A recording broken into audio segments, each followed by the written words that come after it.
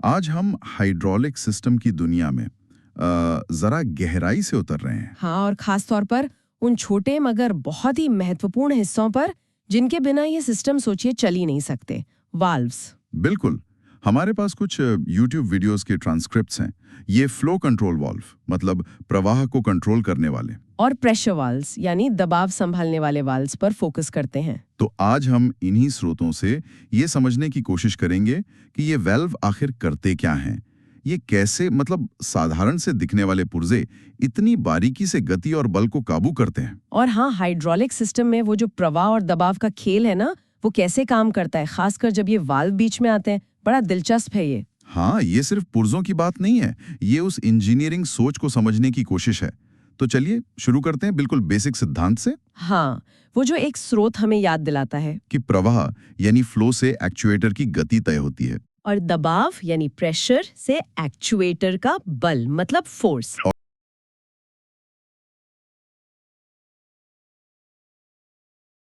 और directional valve से दिशा।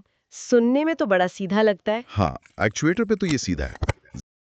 ज्यादा फ्लो, ज्यादा स्पीड, ज्यादा प्रेशर, ज्यादा ताकत। लेकिन एक्चुएटर तक पहुंचने से पहले सिस्टम के अंदर क्या होता है? वहीं पेचीदगी है। हाँ, खासकर जब फ्लो कंट्रोल वाल्व्स जैसे उपकरण लगे हों, वहां फिर प्रवाह और दबाव वो एक दूसरे को प्रभावित करना शुरू कर देते हैं।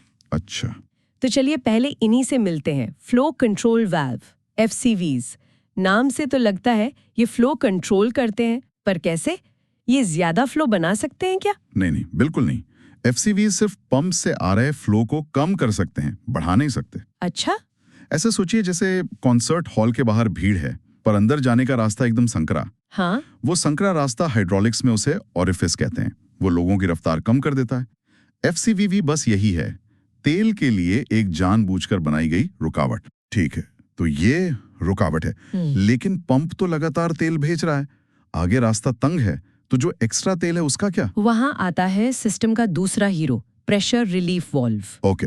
जब ओरिफिस की वजह से प्रवाह रुकता है तो पीछे दबाव बढ़ता है, और जैसे ही ये दबाव एक तय लिमिट मतलब रिलीफ वाल्व की सेटिंग तक पहुंचता है, वो खुल जाता है। हाँ, वो खुल जाता है और फालतू तेल को वापस टैंक में भेज देता है। ये हाइड्रोलिक्स का किरचॉफ लॉ जैसा है, जितना तेल अंदर आया उतना बाहर जाना ही है। तो मतलब अगर एक सामान्य फिक्स्ड डिस्प्लेसमेंट पंप है और हम FCV से स्पीड कम कर रहे हैं, तो असल में हम रिलीफ वाल्व को ज्यादा काम करवा रहे हैं, जिससे ऊर्जा बर्बाद होती है और सिस्टम गर्म भी होता होगा। बिल्कुल। ये इन सीधे साधे रेस्ट्रिक्शन टाइप FCVs की एक कह सकते हैं कमी है। सस्ते हैं, सिंपल हैं, पर सबसे एफिशिएंट नहीं। वेरिएबल डिस्प्लेसमेंट पंप शायद बेहतर होते हैं इस मामले में। हाँ, वो जरूरत के हिसाब से फ्लो कम कर सकते हैं, तो ये दिक्कत कम होती है। लेकिन FCVs फिर भी बहुत कॉमन है। इनके जो प्रतीक होते हैं स्कीमेटिक्स में, हाँ, उनमें भी कुछ फर्क होता है। हाँ, बिल्कुल। एक बॉक्स जिसमें सीधा तीर हो वो फिक्स्ड FCV है, मतलब रुकावट फिक्स है। और अगर तीर तिरछा काट रहा हो बॉक्स को, वो एडजस्टेबल FCV है, उसे नीडल वाल्व भी कहते हैं। उसमें एक सुई जैसी पिन होती है जिसे घुमाकर ओरिफिस का साइज मतलब रुकावट कम ज्यादा कर सकते हैं। सही, प्रवाह को एडजस्ट करने के लिए। और कभी कभी अनजाने में भी ऐसा हो जाता है, जैसे पाइप बहुत मुड़ गया हो। हाँ, या कोई वाल्व पूरी तरह खुला ना हो, वो भी अनचाहे ओरिफिस बन जाते हैं, सिस्टम की एफिशिएंसी घटाते हैं। अच्छा, अब एक और प्रकार का जिक्र था, adjustable flow control valve with check valve bypass. ये क्या चीज है? हाँ, इसके सिंबल में FCV के पैरेलल एक चेक वाल्व भी दिखेगा। चेक वाल्व, वो तो एक तरफ फ्लो रोकता है, दूसरी तरफ जाने देता है। तो क्या ये वाल्व एक दिशा में कंट्रोल करता है और दूसरी में फ्री फ्लो? एकदम सही पकड़ा, यही काम है इसका। एक दिशा में मीटर्ड किया हुआ मतलब कंट्रोल्ड फ्लो, और उल्टी दिशा में बिल्कुल फ्री अनरिस्ट्रिक्टेड फ्लो। पर ऐसा क्यों चाहिए होगा? सोचिए एक सिलेंडर है, उसे आगे तो धीरे धीरे धकेलना है, कंट्रोल तरीके से। हाँ, लेकिन वापस तेजी से लाना है, तो ये मीटर इन कॉन्फ़िगरेशन हो सकता है, एक्चुएटर में जाने वाले फ्लो को कंट्रोल करना। अच्छा, या ये भी हो सकता है कि FCV उल्टी दिशा में ठीक से काम ना करता हो? ये भी एक वजह हो सकती है। चेक वाल्व का निशान देखकर ही पता चल जाता है कि कौन सी दिशा कंट्रोल्ड है। जैसे अगर ये सिलेंडर के पिस्टन एंड पर लगा है तो सिलेंडर के बाहर निकलने की स्पीड धीमी होगी। हाँ, और जब वापस अंदर आएगा तो तेल चेक वाल्व वाले रास्ते से फटाफट निकल जाएगा। लेकिन मान लीजिए सिलेंडर कोई भारी वजन उठा रहा है और उसे नीचे लाना है। हाँ, अगर हम मीटर N यूज करें, मतलब अंदर जाने वाले तेल को कंट्रोल करें, तो वजन के कारण सिलेंडर खुद ही तेजी से नीचे गिर सकता है, कंट्रोल नहीं रहेगा। ओह, तो ऐसे में मीटर आउट कॉन्फ़िगरेशन बेहतर है।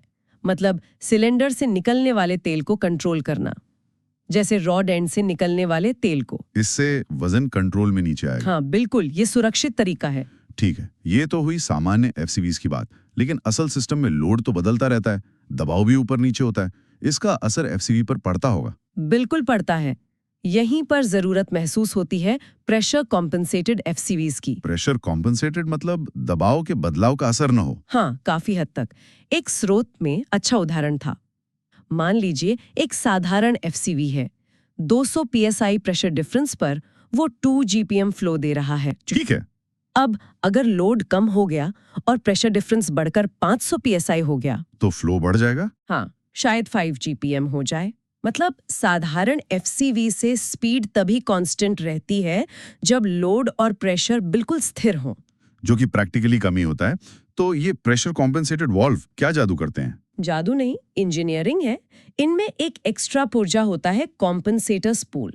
ये समझ लीजिए वॉल्व के अंदर एक छोटा सा ऑटोमेटिक रेगुलेटर है। ओके। ये लगातार वॉल्व से पहले अपस्ट्रीम और बाद डाउनस्ट्रीम के प्रेशर को नापता रहता है।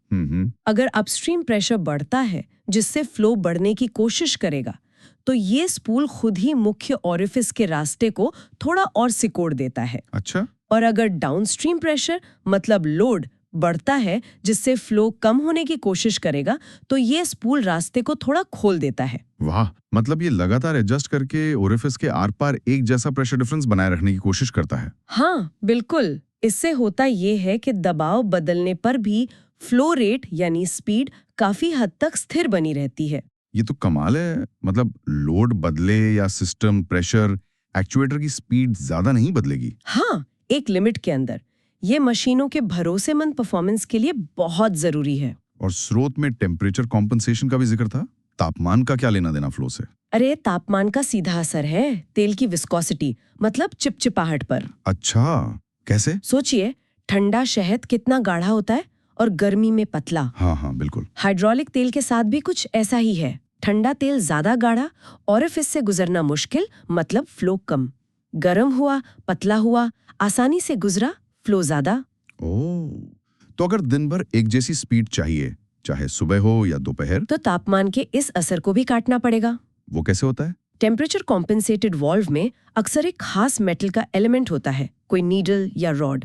ये तापमान के साथ फैलता या सिकुड़ता है। अच्छा, और जब तेल ठंडा होता है, गाढ़ा होता है, कम बहता है, तो ये एलिमेंट सिकुड़कर ओरिफिस को थोड़ा खोल देता है। हो गया बैलेंस। ये दोनों कॉम्पनसेशन, प्रेशर और टेम्परेचर अक्सर साथ में ही आते हैं। हाँ, ज्यादातर। सोचिए, लकड़ी मिल का वो कन्वेयर बेल्ट वाला उदाहरण। हाँ। उस पर कभी भारी लट्ठा, कभी हल्का लोड बदला, और काम सुबह ठंड से दोपहर की गर्मी तक चल रहा है। तापमान बदला, लेकिन कन्वेयर की स्पीड एक जैसी रखनी है। वहां पर प्रेशर और टेम्परेचर कॉम्पनसेटेड एफसीवी ही काम आएगा। बिल्कुल। स्रोत के प्रयोग भी यही दिखाते हैं। कॉम्पनसेटेड वॉल्व अलग-अलग प्रेशर पर फ्लो स्थिर रखते हैं, नॉन कॉम्पनसेटेड में बदल जाता है। और ये मल्टी एक्चुएटर सिस्टम में भी बहुत काम के होंगे, जहां एक के चलने रुकने से प्रेशर बदलता है। हाँ, ड्रिल सर्किट वाला उदाहरण। एक सिलेंडर और ड्रिल मोटर एक ही पंप से चल रहे हैं। सिलेंडर अचानक रुका, प्रेशर बढ़ा, तो नॉन कॉम्पनसेटेड वॉल्व वाली ड्रिल तेज भागने लगेगी। हाँ, लेकिन प्रेशर कॉम्पनसेटेड एफसीवी होगा तो ड्रिल की स्पीड पर ज्यादा असर नहीं पड़ेगा, वो अपना फ्लो मेंटेन रखेगा। एक और टाइप का जिक्र था, bypass type pressure compensated FCV. ये नॉर्मल वाले से कैसे अलग है? याद है हमने कहा था कि रेस्ट्रिक्शन टाइप में फालतू तेल मेन रिलीफ वाल्व से जाता है, ऊर्जा बर्बाद होती है। हाँ। बाईपास टाइप ज्यादा स्मार्ट है। ये जरूरत से ज्यादा तेल को वाल्व के अंदर ही एक अलग रास्ते से कम प्रेशर पर सीधा टैंक में भेज देता है। ओह, मतलब ये मेन रिलीफ वाल्व पर लोड नहीं डालता? नहीं, और इसलिए ज्यादा एफिशिएंट है, कम गर्मी पैदा करता है। और एफसीवी को एडजस्ट करने के और तरीके भी हैं, हाथ से घुमाने के अलावा? हाँ, आजकल इलेक्ट्रिक मोटर्स से या पायलट प्रेशर सिग्नल से भी नीडल या स्पूल को कंट्रोल किया जा सकता है। रिमोट कंट्रोल, ऑटोमेशन सब संभव है। एक शब्द आया था, लंज कंट्रोल। ये क्या भला है? ये प्रेशर कंपनसेटेड वाल्व से जुड़ा है जिनमें चेक वाल्व बाईपास नहीं होता। अगर ऐसे वाल्व में फ्लो उल्टा बहे तो कंपेंसेटर स्पूल खिसक जाता है। हाँ, एक तरफ। अब जब फ्लो वापस सही दिशा में आता है तो स्पूल को एडजस्ट होने में एक पल लगता है। उस छोटे से गैप में ज्यादा फ्लो एक्चुएटर में जा सकता है और वो अचानक से कूद सकता है, जिसे लंज कहते हैं। बिल्कुल। लंज कंट्रोल एक एडजस्टमेंट है जो स्पूल को ज्यादा खिसकने से रोकता है ताकि ये जंप ना हो। और ये भी याद रखना है कि एफसीवीज हमेशा अलग से नहीं होते। हाँ, ये सिलेंडर के अंदर कुशन के तौर पर या directional control valve, proportional valve जैसे बड़े वाल्व्स के हिस्से के रूप में भी मिल सकते हैं। तो ये तो हुई फ्लो कंट्रोल की कहानी, मतलब स्पीड कंट्रोल की। काफी कुछ है इसमें। हाँ, लेकिन हाइड्रोलिक्स सिर्फ स्पीड नहीं, फोर्स भी है, और फोर्स का सीधा रिश्ता है प्रेशर से। तो अब आते हैं प्रेशर वाल्व्स के परिवार पर। बिल्कुल। अब गति से बल और क्रम यानी सीक्वेंसिंग के मैनेजमेंट पर आते हैं। स्रोत हमें कई तरह के प्रेशर वाल्व्स दिखाते हैं। इनके सिंबल भी वो चौकोर डब्बे जैसे होते हैं अक्सर। हाँ, मोटे तौर पर 3 टाइप सबसे कॉमन है जिन्हें समझना बहुत जरूरी है। पहला कौन सा? सबसे जरूरी शायद सिस्टम रिलीफ वाल्व। ये सिस्टम का सेफ्टी गार्ड है। पंप को बचाने के लिए। हाँ, पंप को और पूरे सिस्टम को बहुत ज्यादा प्रेशर से बचाने के लिए। ये आमतौर पर पंप के ठीक बाद लगता है और ये नॉर्मली क्लोज्ड होता है, मतलब सामान्यतः बंद रहता है। और जब प्रेशर सेटिंग से ज्यादा हो तो ये खुल जाता है और एक्स्ट्रा तेल टैंक में भेजकर प्रेशर कम कर देता है। Safety first. ठीक है। दूसरा टाइप? दूसरा है प्रेशर रिड्यूसिंग वाल्व। नाम ही बता रहा है, प्रेशर कम करने वाला। कहाँ कम करने वाला? सिस्टम के किसी खास हिस्से में। मान लीजिए मेन सिस्टम 2000 psi पर है, पर एक क्लैंप को सिर्फ 500 psi चाहिए। तो वहां ये लगेगा। हाँ, ये नॉर्मली ओपन होता है, मतलब सामान्यतः खुला रहता है, और ये अपनी आउटलेट साइड के प्रेशर को देखता है। जैसे ही आउटलेट प्रेशर सेटिंग तक पहुंचता है, ये बंद होना शुरू हो जाता है ताकि प्रेशर और ना बढ़े। अच्छा, मतलब ये एक लोकल प्रेशर लिमिटर जैसा हुआ। और तीसरा? तीसरा है सीक्वेंस वाल्व। ये सिस्टम का ट्रैफिक पुलिस वाला है। ट्रैफिक पुलिस मतलब? ये तय करता है कि एक काम पूरा होने के बाद ही दूसरा शुरू हो। जैसे पहले क्लैंप वर्कपीस को पकड़ेगा, उसके बाद ही ड्रिल आगे बढ़ेगी। ये क्रम कैसे पक्का करता? ये नॉर्मली क्लोज्ड होता है, रिलीफ वाल्व जैसा, पर इसका आउटलेट टैंक में नहीं जाता, अगले एक्चुएटर जैसे ड्रिल में जाता है। जब इसके इनलेट पर, मतलब क्लैंप सर्किट में, प्रेशर एक लेवल तक पहुंच जाता है, जिसका मतलब है क्लैंप लग गया। हाँ, तभी ये खुलता है और तेल को ड्रिल तक जाने देता है। लंच बॉक्स सेशंस वाला उदाहरण याद आ गया। क्लैंप चला, सीक्वेंस वाल्व ने ड्रिल को रोका, प्रेशर बढ़ा, सीक्वेंस वाल्व खुला, फिर ड्रिल चली। उसी में प्रेशर रिड्यूसिंग वाल्व भी था क्लैंप पर। हाँ, ताकि वर्कपीस पर ज्यादा जोर न लगे। और वापसी में भी सीक्वेंसिंग हो सकती है।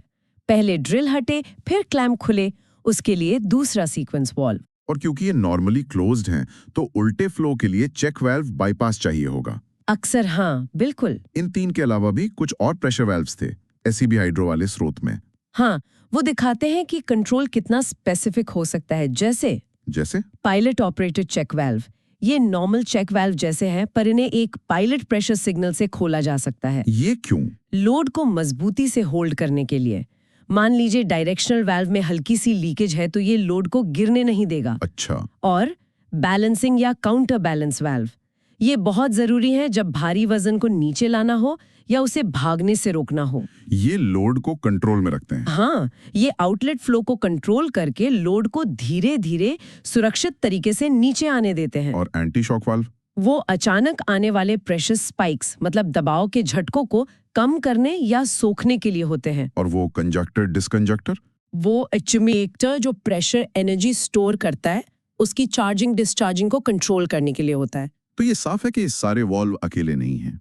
फ्लो कंट्रोल वाले प्रेशर को छेड़ते हैं, प्रेशर वाले प्रेशर के हिसाब से काम करते हैं, या फ्लो को रोकते छोड़ते हैं। ये तो बड़ा मिला जुला मामला है। हाँ, बिल्कुल। और एक अच्छा हाइड्रोलिक डिजाइनर यही करता है, इन अलग अलग वाल्व्स को सही जगह, सही सेटिंग के साथ इस्तेमाल करके मशीन से मनचाही स्पीड, फोर्स, सीक्वेंस और सेफ्टी निकलवाता है। और वो जो स्कीमेटिक्स होते हैं, रेखा चित्र, वो असल में इन्हीं सब की कहानी बताते हैं। हाँ, अगर हमें उन सिंबल्स की भाषा समझ आ जाए। तो आज की इस बातचीत से क्या खास बातें निकल कर आईं? हमने समझा कि फ्लो से स्पीड, प्रेशर से फोर्स, ये बेसिक है। फ्लो कंट्रोल वाल्व ओरिफिस से स्पीड कंट्रोल करते हैं और कॉम्पेंसेशन उन्हें बदलते हालात में भी भरोसेमंद बनाता है, प्रेशर और टेम्परेचर दोनों का। और प्रेशर वॉल्व के 3 मुख्य खिलाड़ी relief, safety, reducing force limit और सीक्वेंस ऑर्डर। साथ में वो सहायक कलाकार भी pilot operated check valve, load holding, counter balance, safe movement. और सबसे अहम, ये सब मिलकर एक सिस्टम बनाते हैं। एक का काम दूसरे पर असर डालता है। हाँ, ये पूरा एक ऑर्केस्ट्रा है और स्कीमैटिक उसका स्कोर है। हर सिंबल का एक मतलब, एक फंक्शन है। चलिए जाते जाते श्रोताओं के लिए एक सवाल छोड़ते हैं। हमने देखा ये सिस्टम प्रेशर, फ्लो, तापमान सबके प्रति कितने संवेदनशील हैं। तो सोचिए अगर कोई हाइड्रोलिक मशीन गड़बड़ कर रही है, धीमी चल रही है या झटके मार रही है या सीक्वेंस बिगड़ गया है, तो प्रॉब्लम ढूंढना कितना मुश्किल हो सकता है। हाँ, कहाँ से शुरू करेंगे? फ्लो चेक करेंगे, प्रेशर या किसी खास वाल्व पर शक करेंगे? इस पहेली को सुलझाने के लिए क्या नजरिया चाहिए होगा, इस पर सोचिएगा जरूर।